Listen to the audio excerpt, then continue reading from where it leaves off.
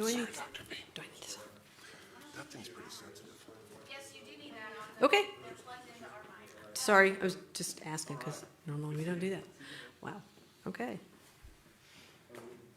Everybody good to go? All right. First of all, thank you for being here on such short notice, and I want to thank all our healthcare providers for being here on such short notice, as well as both Mayor Kincannon and Mayor Jacobs. Really appreciate your support of our community and of the health department in this difficult time. As Knox County's public health officer, today I'm issuing a safer at home order. This order closes non-essential businesses and urges the public to stay home when at all possible, avoiding gathering in groups of 10 or more for non-essential purposes. Until further notice, all businesses not performing essential services have been ordered closed for 14 days, beginning 12:01 a.m. Tuesday, March 24th. A complete list of essential services can be found on our website. Businesses with questions can call 311. We understand the significant and in many cases devastating impact this will have on our families and local businesses. But we are hopeful this action, no matter how difficult it is, will help save lives. Now is the time for our community to come together and support each other in several ways. Staying home and protecting those most at risk of serious illness.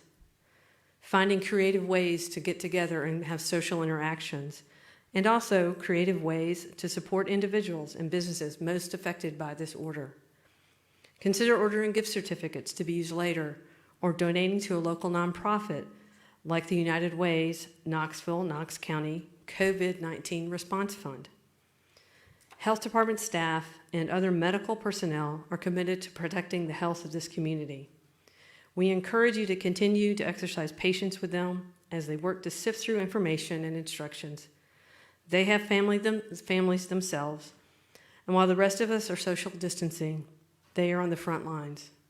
For that, I'm incredibly appreciative. Now I'll open it up for questions.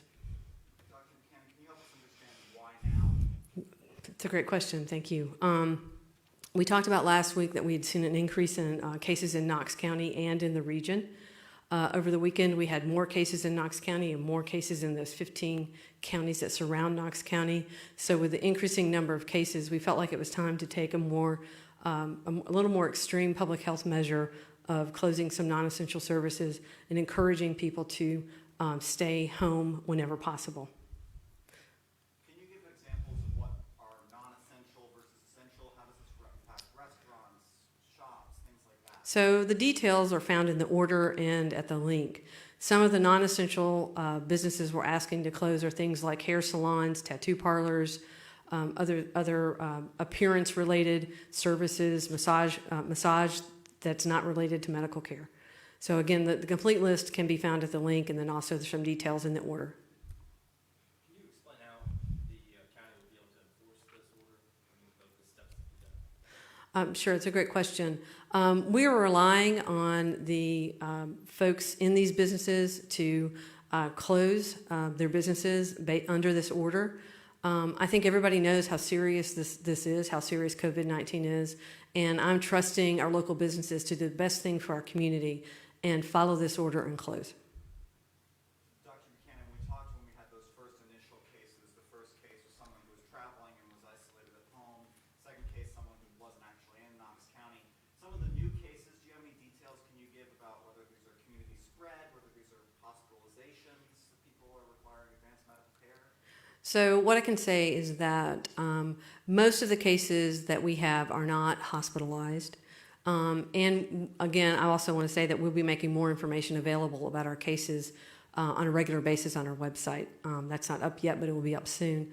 Also, what I can say is that at this point, we do have community spread. In Knox County, not everybody has a travel history, not everybody has a connection to another COVID-19 case. So if, that, by definition, is community spread.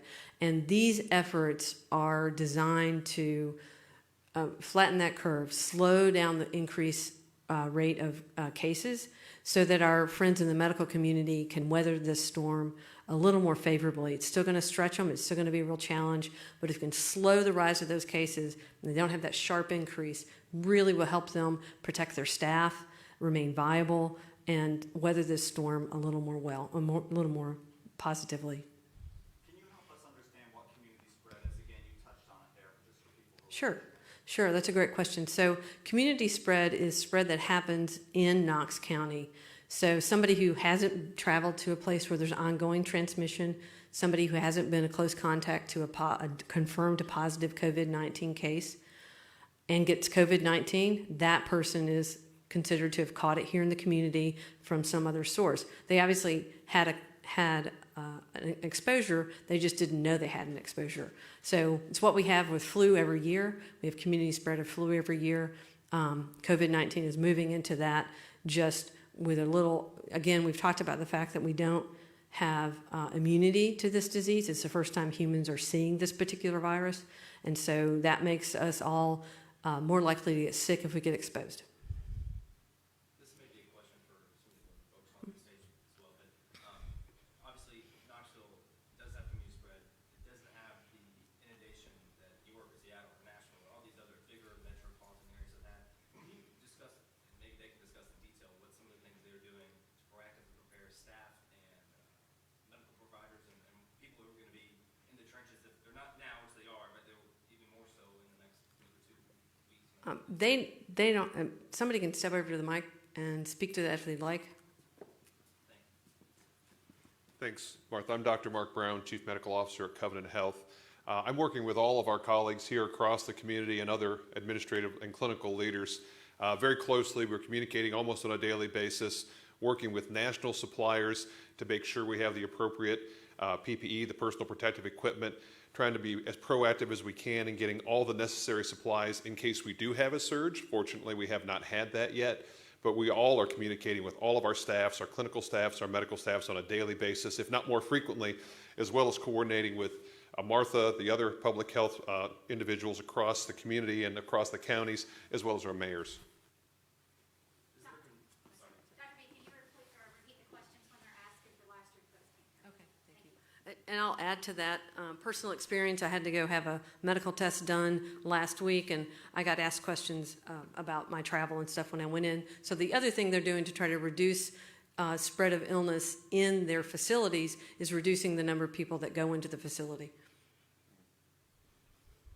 Dr. B, can you talk about, non-essential businesses closing? Can people still go out and walk their dogs? Can they still go to greenways? What precautions do people need to be taking outside of going to business? Sure. So the question is, we're closing non-essential businesses. What can people still do? So we are encouraging people to get outside. They still need to follow those social distancing guidelines, trying to remain about 6 feet apart. Our city and county parks will remain open so people can go take a walk, can walk their dog, can get out and do other things. We want people to have some physical activity. We know how important physical activity is to our mental health, and asking people to stay home more than normal or not work and stay home can be a real challenge for some folks. So we do want people to continue as appropriate to get physical activity.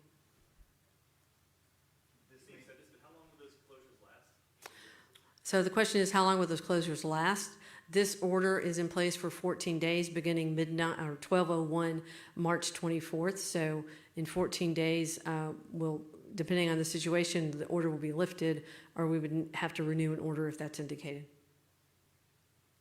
This may be a question for some of our hospital leaders, but we've seen shortages of PPE especially. Are you guys experiencing having not enough masks or supplies for tests and things like that? And how are you addressing those? So Keith Gray, Chief Medical Officer, UT Medical Center. We are trying to be good stewards of the resources that we do have, specifically PPE.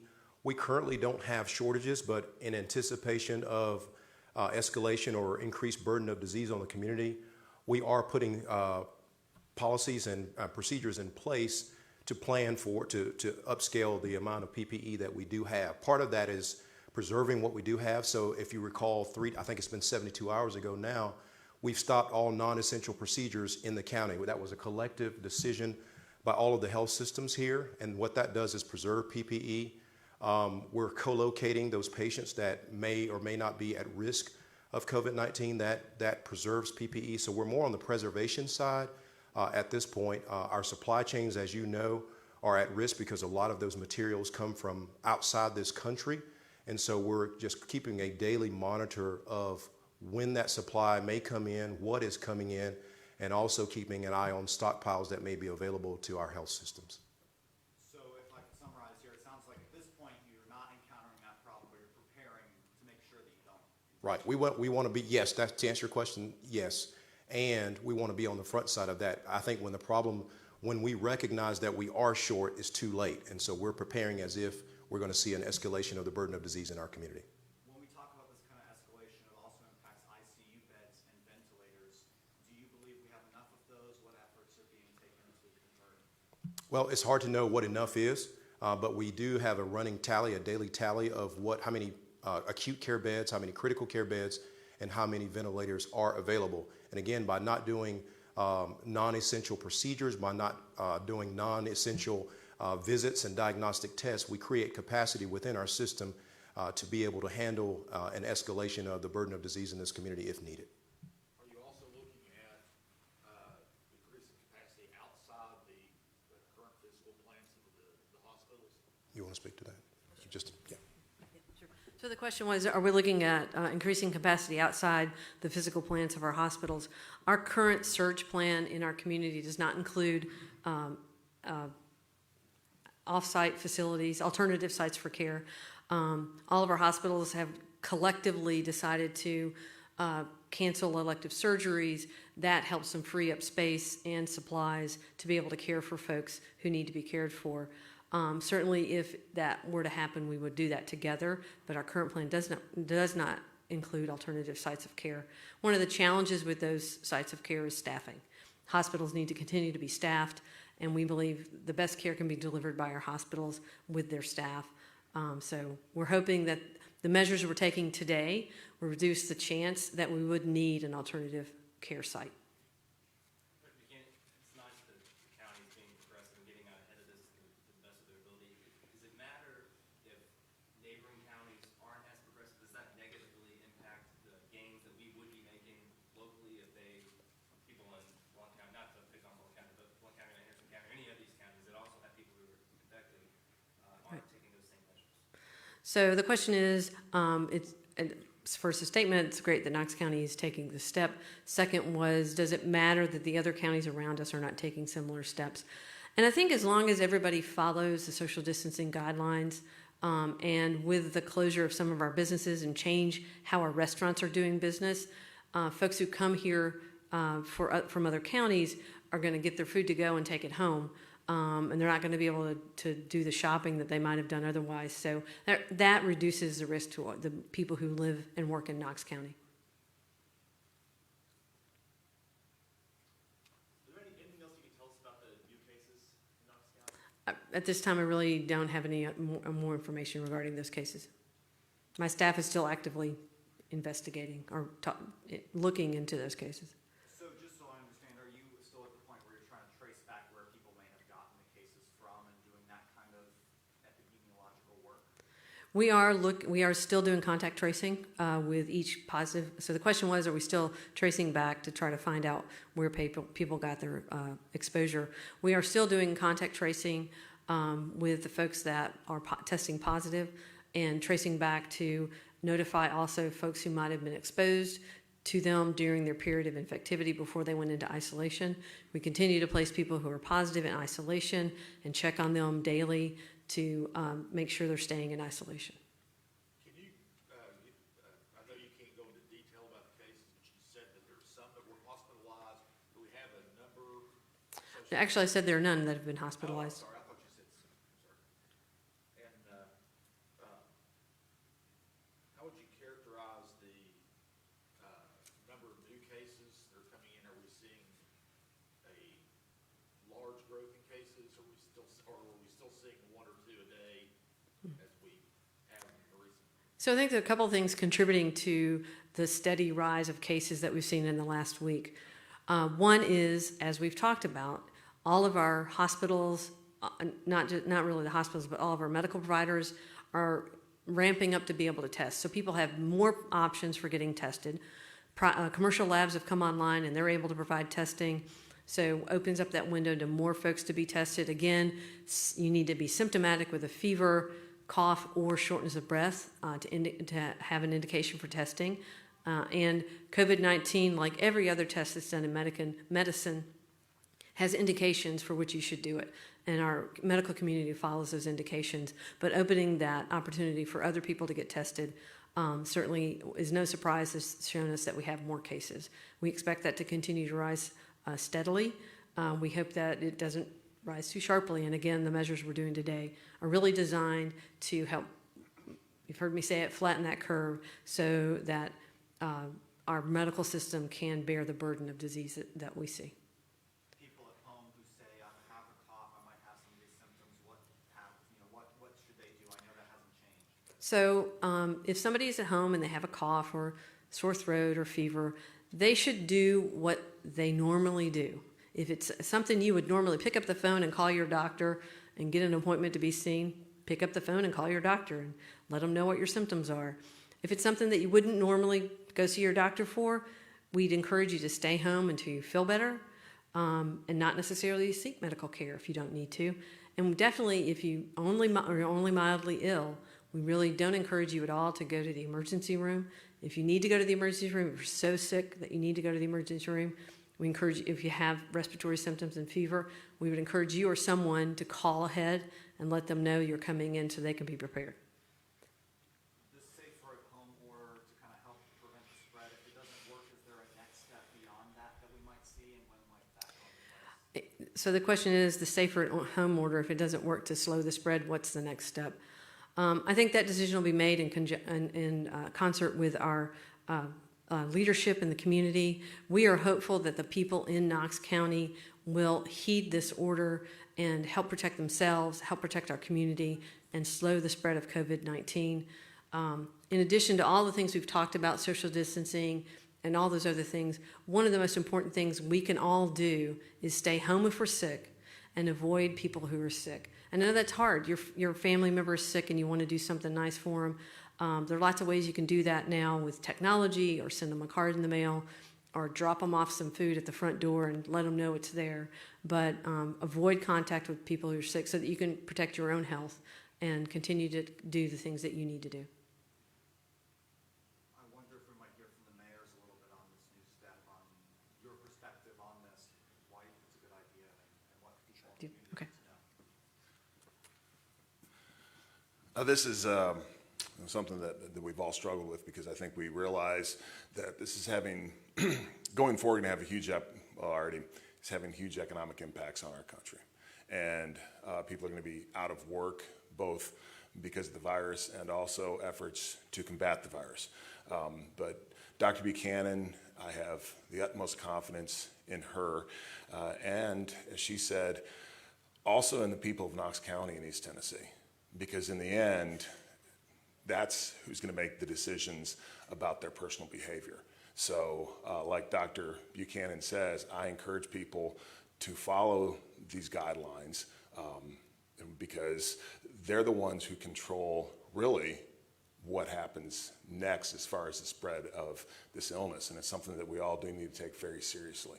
So, and then this is the start really of a long process, because we'll at some point we'll beat COVID-19, and then we're going to have to deal with the economic impact of that. So as a community, we all need to be stronger and more together than we have ever been.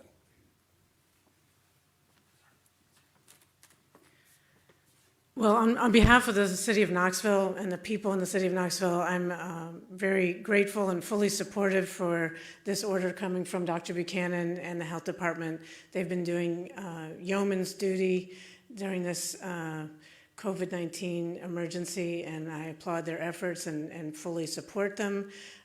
This is a very difficult thing where we are having to make unprecedented decisions between people's lives and people's livelihoods.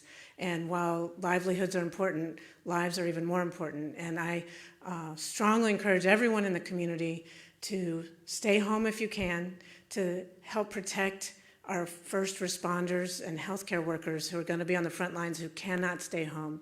And that includes our people working at grocery stores, people who are driving the buses, people who are, our police and fire and child care, daycare workers who are giving priority to the people's children who are in those first responder roles. So if you stay home, it helps save lives and it helps protect and make it more manageable for the people in our medical community to save lives as well. So thank you. The City of Knoxville is fully supportive of this order, and we will do whatever we can to encourage the community to comply with it. Dr. Buchanan, would you like to invite any of the other hospital representatives to make comments if they wish? Sure. Gentlemen, would any of you like to make any further comments? I have a further question that someone might be able to ask. Okay. A lot of people in the community wondering how they can help if they have disinfectant wipes or masks at home, or maybe even we've seen people trying to sew masks together. Is that something, how can people in the community help medical providers during this time? I'll repeat the question and somebody's coming over to answer it. The question is, how can people help medical providers during this time? I can speak for Covenant, and I think all of us are doing some very similar things. I'll reiterate a little bit about what Martha has said. The best thing you can do for healthcare workers is to follow this order and to do all the things that we've been talking about to help prevent the spread of this disease. The more we follow this order, the sooner we'll all be out of this. So I think that's first and foremost. But if people are looking for ways to help, I know that we're trying to do a lot of coordination centrally. So if you can call either the corporate office at any of our facilities, we can get you in touch with the right people. There's not a list of numbers or a list of people because there's a lot of different moving parts to all of our organizations. We certainly appreciate all the help the community can do, but there are certain standards, CDC standards, medical standards that we'll have to follow for some of these. So we appreciate the help, any help the community can give, but the best thing you can do is the social distancing and follow this order. I think we have time for one more question. Well, for anybody tuning in to the live feed, can you just repeat what the order is and kind of explain it again, if you don't mind? Sure. So this order is called the Safer at Home Order, and basically it closes non-essential businesses and urges the public to stay home when at all possible, avoiding gatherings in groups of 10 or more for non-essential purposes. And there's a much more detail in the order itself, which will be sent out shortly. Can I get one more? Semantically, what's the difference between safe? So the question is, what's the difference between safer at home and shelter at home? Safer at home means we're just encouraging you to stay at home as much as possible. Shelter at home, actually, we ask you to stay inside and really not come out. Usually used for shorter term things, like if everybody remembers the train derailment, we did a shelter at home then. So it means a little stronger language. This, we really just want to really encourage people to comply with this order and stay at home whenever possible and avoiding going out for things other than non-essential travel. All right, thank you guys very much. Thank you. Go ahead. No, go ahead. Go ahead.